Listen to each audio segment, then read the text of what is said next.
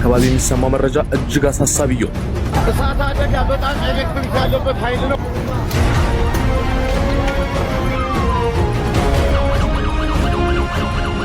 ሙሉ ሰፈር ነው የሚያጠፋው። ፍጠኑ።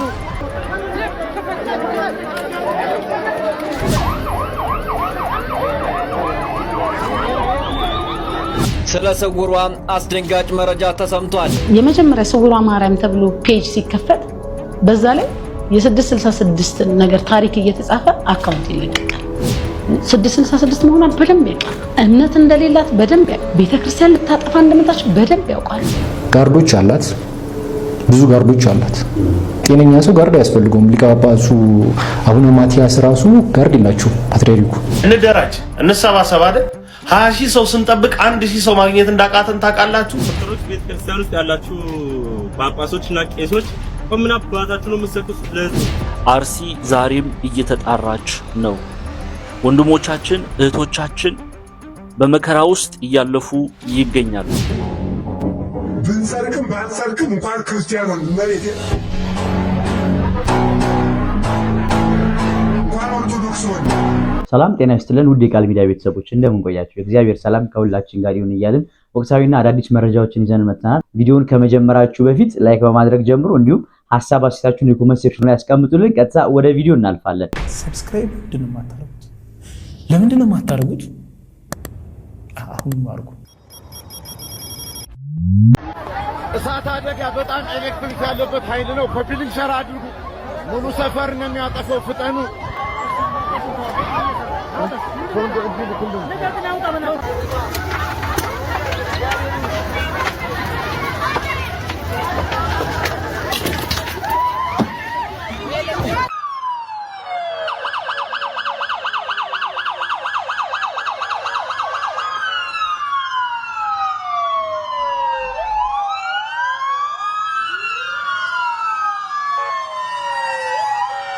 መሿለኪያ ጨርቆስ አካባቢ የሚሰማው መረጃ እጅግ አሳሳቢ ነው። በዚህ አካባቢ ባሉ የንግድ ማዕከላትና ብዙ ሱቆች ባሉበት ቦታ እየነደዱ ያሉ ሱቆች መኖራቸው ተዘግቧል። ይህም ከባድ እሳት አደጋ እንዲደርስ ምክንያት እየሆነ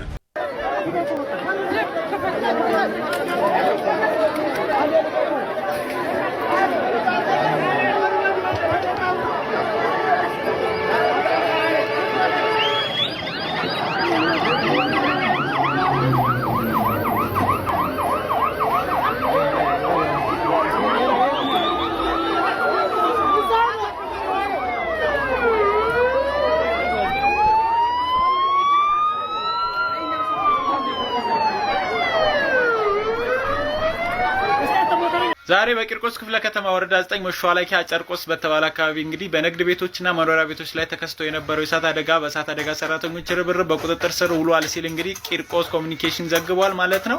እሳቱ እንግዲህ በርካታ የንግድ ቤቶች ላይ አደጋ እንዳደረሰ ተገልጿል። በሰው ህይወት ላይ ግን ምንም አይነት ጉዳት እንዳላስከተለ ነው እየተገለጸ። እሳቱን ለማጥፋት እንግዲህ በርካታ የማህበረሰብ ክፍሎች ርብርብ እንዳደረጉና አሁን ላይ ሙሉ በሙሉ እንደቆመ ተነግሯል ማለት ነው። ታስሬ ሲሄድ በጣም ነበር ያዘንኩት። ስፈታ የሥላሴ ቀን ነው። እነሱ ግን ከማሳሰራቸው በፊት በግልጽ የመጣውን ነገር ምን ብዬ ልንገር? የግልጽ ውጊያ እኔ እግዚአብሔር ልቦና ይስጣቸው። ምን ያህል በበድላቸው ምን ያህል አጥፍቻቸው ነው። እውነት እኔ በድያቸው ማጥፍቻቸው እንኳን በእግዚአብሔር ፊት እንደው በህዝብ ፊት ይቅርታ ጠይቃቸዋለሁ። ግን እነሱና እኛን የሚያገናኘን ነገር የለም። 666 ራሱ ብዬ ስናገር የመጀመሪያ ስውሯ ማርያም ተብሎ ፔጅ ሲከፈት በዛ ላይ የ666 ነገር ታሪክ እየተጻፈ አካውንት ይለቀቃል። ስክሪንሾት አድርጌ አስቀምጨዋለሁ። ብዙ ነገሮችን አስቀምጫለሁ። በሆነ ሰዓት ላይ ግን ቆይ አይጠቅምም መልስ ከሷ ከራሳቸው አንደበት በሚል ብዙን እያጠፋሁት መጣሁ። 666 መሆኗን በደንብ ያውቃሉ። እምነት እንደሌላት በደንብ ያውቃሉ። ቤተክርስቲያን ልታጠፋ እንደመጣች በደንብ ያውቃሉ። ግን እግዚአብሔር ባንድም በሌላም ይቀይራል። እንደ ይሁዳ ልቧ ድንድን ነው። ማንንም አትፈራ። ብዙ መልካም አባቶች ነበሩ። እነዚህ አባቶችን እንዴት እንደተጠለፉ እግዚአብሔር አምላክ እውን ራሱ በሚፈልገው ሰው ላይ ያውጣው። በሰሩት ሰዎች አንደበት ብያታለሁ ማለት በራሳቸው አንደበት አንዳንዴ እኮ ኃጢአት ያቅበዘብዛል አይደል? እንደ መቅበዝበዝ አለ። ስለዚህ እንደው የኃጢአታቸው ልክ አቅበዝብዞ በራሳቸው አንደበት ይውጣ። ምክንያቱም አንተ ብትናገር ላያምኑ ይችላሉ። እሱ ቢናገር ሰው አያምኑ። ስለዚህ ብዙ እዛ የነበሩት አባቶች ይታሰራሉ። ታሰሩ ስለ በዓለማዊ እስር ሳይሆን በመንፈስ ይታሰራሉ። እዛው ለሚያገለግሉት እንኳን ርህራሄ የሌላቸው ናቸው። ስለዚህ እኔ በመታሰሬም በምንም ተጠቃሚ ነኝ፣ አይከፋኝም።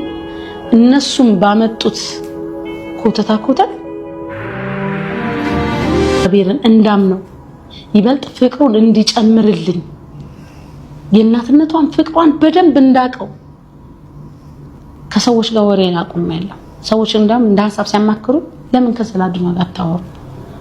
ሰው ቁጭ ብሎ ከሷ ጋር ማውራት ከጀመረ በቃ ማውራት መልመድ ያለበት ነገር አንድ ኦርቶዶክስ ጸልዩ ሰግዶ ካበቃ በኋላ በር ከፍቶ መውጣት ሳይሆን ቁጭ ብሎ መነጋገር የ30 ደቂቃ የአንድ ሰዓት ቁጭ ብሎ ማውራትን የመሰለ ነገር ካወራ በኋላ ደግሞ ከቻል ከዛው እንቅልፍ ሰመመን እንዲወስድ በእንቅልፍ ጋደም ብትል የምትጠቀማቸው ብዙ ነገሮች አሉ እና ሁለተኛው ስር ላይ ነጋባጥባ ቃል በቃል ያሉኝ ነገር እንደሚያሳስቡኝ ነገር ነው።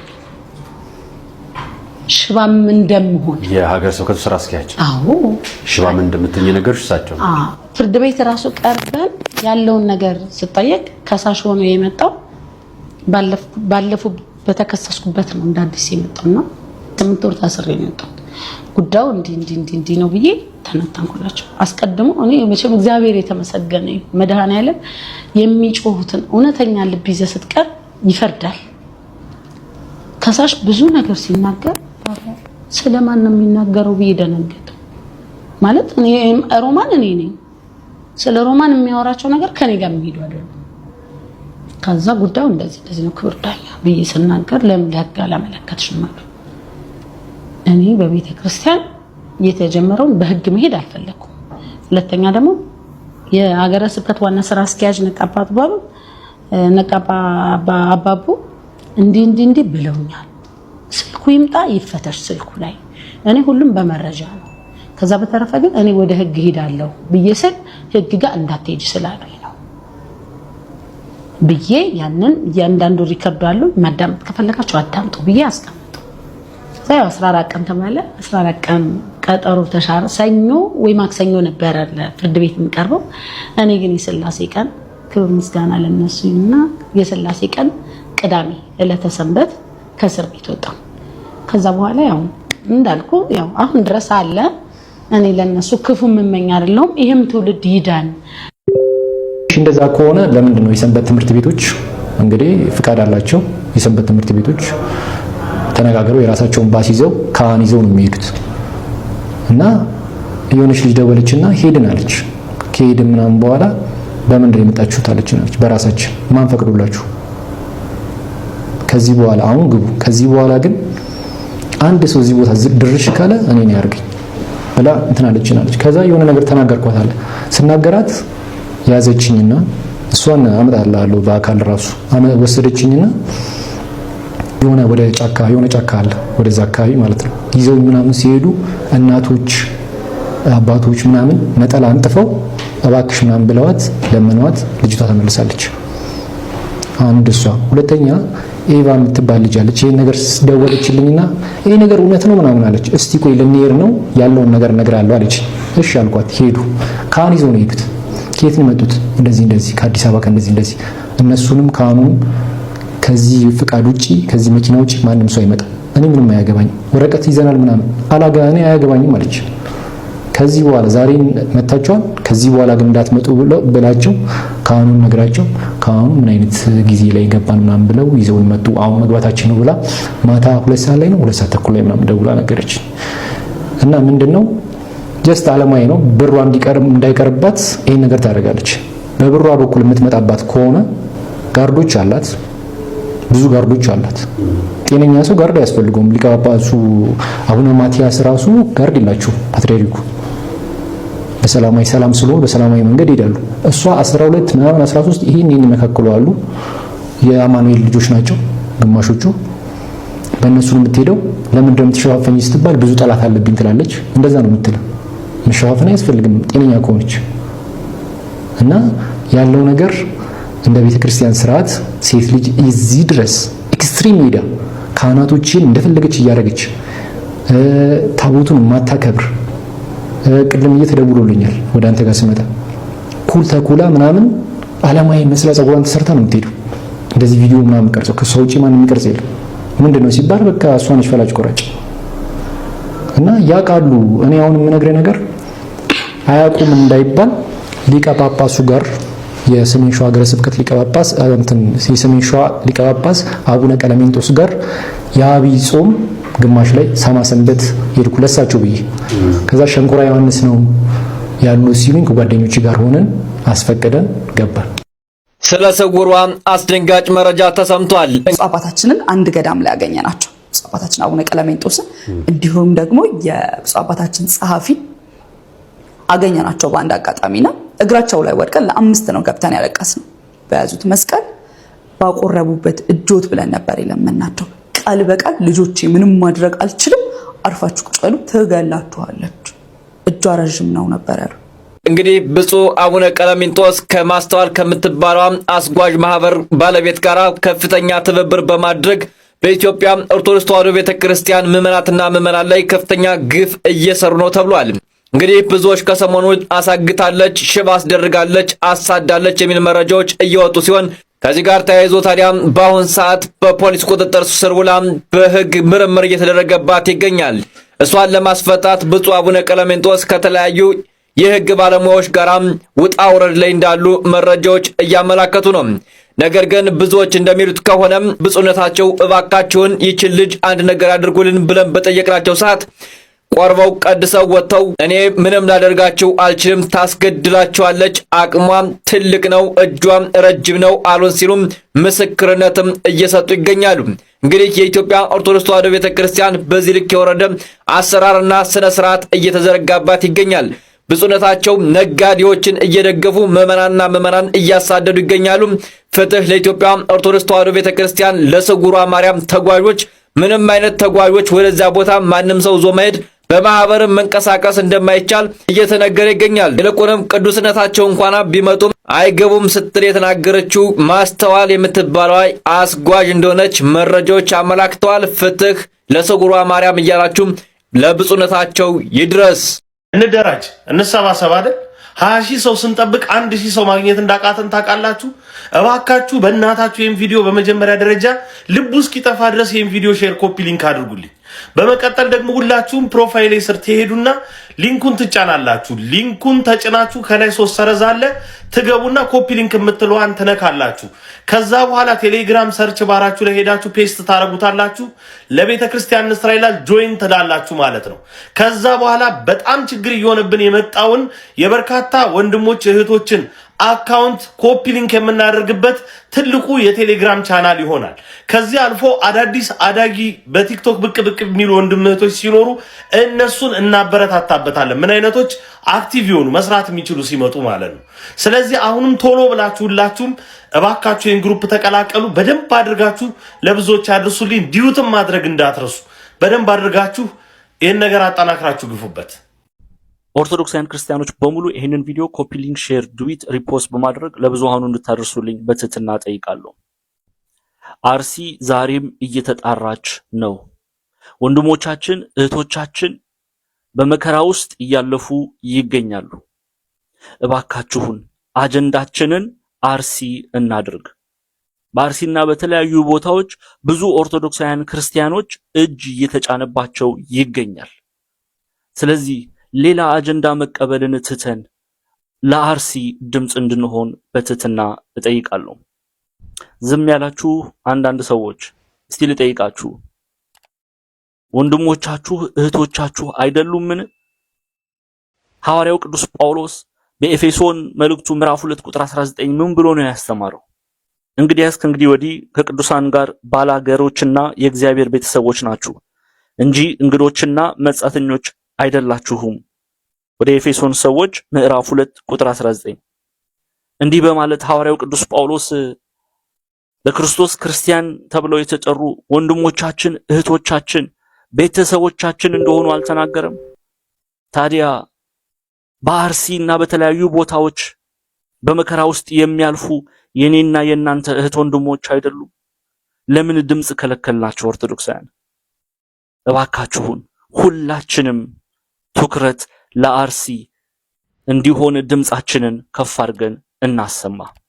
እኛ ፖለቲከኞች አይደለንም፣ ግን የኦርቶዶክስ ተዋህዶ ክርስቲያኖች መገደል ይቁም በማለት ድምጻችንን እናሰማለን። እግዚአብሔር ጸጋ የቅዱሳኑ ተራዳይነት ከሁላችን ጋር ይሁን። ዛሬም ትኩረት ለአርሲ። ኦርቶዶክስ ቤተክርስቲያን ውስጥ ያላችሁ ጳጳሶችና ቄሶች ቆምና አባታችሁ ነው የምትሰክሱት ለህዝቡ። የመዳንን መንገድ ለምንድን ነው የምትደብቁት? እኔ ዛሬ አስቀያሚ በጣም ያስጠላኝን ነገር አየሁ። ቤተክርስቲያን ሄዶ ሰው ግድግዳ የሳም በር የሳም ምናምን አየሁ። ቆይ እናንተ በመገረፉ ቁስል እኛ ተፈወስን እኮ ነው የሚለው መጽሐፍ ቅዱስ። በመገረፉ ቁስል እኛ ተፈወስን። የምን አባ በር ነው የምታስመው? የምን አባ መስቀል ነው የምታስመው? የምን አባ ቅድስተ ቅድስ ምናምን እያልክ የምትሰክሰው ምንድነው? ጳጳሱ ቄሱ እኔ ምንም የምደብቀው ነገር የለም። በቃ አንድ የመዳን መንገድ ያም ኢየሱስ ክርስቶስን በወንጌል ሞኝነት ማመን ነው። ሌላ ምንም የለም። ምንም ማሰክስ። እሺ